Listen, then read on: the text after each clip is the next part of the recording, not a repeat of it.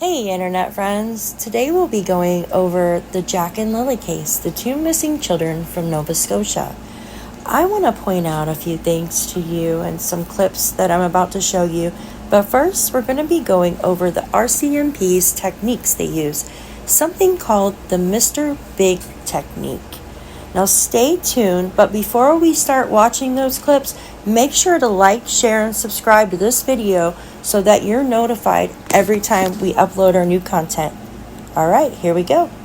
The Mr. Big technique is a method used by the Rcmp where they are very nice to a guilty person before arresting them, often to gain their trust and elicit a confession. It involves creating a fake criminal organization, offering a suspect money and gifts, and building a relationship to encourage them to confess a crime.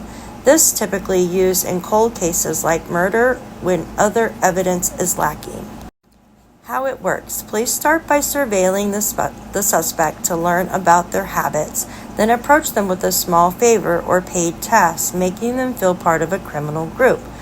Over time, they'll introduce the suspect to Mr. Big, an undercover officer posing as the gang leader who pressures them to confess, often with promises of rewards or veiled threats.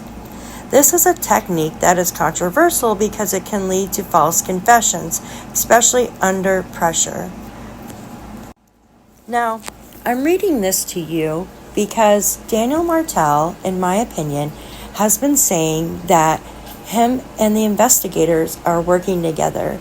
He believes in his mind that he has done no wrong and that he's not guilty of anything anymore, and they're no longer looking his way.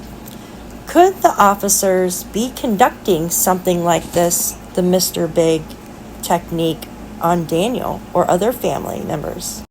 Do you think that the officers might start doing this to get a confession out of the family members soon? Let me know what you think below. Times are working around the clock trying to piece everything together, and I'm grateful for that. But it always leaves the question, 6 weeks has gone by, and we know at this point they're not in the woods, and where are they? Did you feel in the beginning that they suspected you? Of course. The stepfather was always a prime suspect right off the beginning. You felt that from the beginning? Yeah. But you don't feel that now? No, I don't feel that at all. I asked for the lie detector exam, the polygraph exam. I gave them my phone.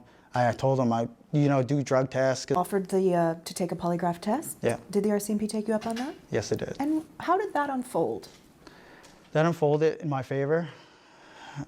They obviously know I wasn't lying about anything. So they said, yep, great, thank you, come in for a polygraph test. Yeah, it took a little while to set up. And when did you do that test?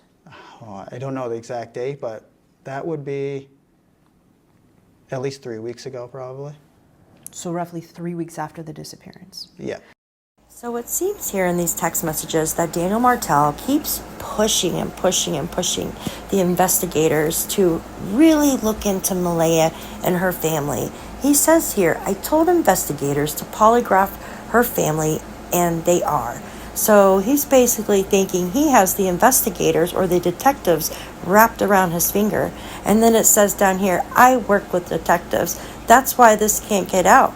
If it does, then I lose my in with the investigators. So he believes that he has the investigators wrapped around his finger. What do you think? This kind of goes back to the Mr. Big concept and how police want the criminal to think that they're best friends with that person. Now, I'm not saying by any means that Daniel is the criminal, but he sure does act like a suspect. Here Daniel says about Malaya, yes, she's terrified, investigators are close. Then he goes on to say, kids are alive, polygraph exam questions were all on death. Everybody passed.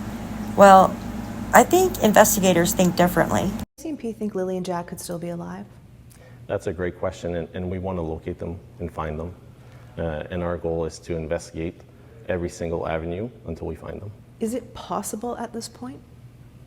That's a great question, and our role is to find them in the evidence surrounding their disappearance.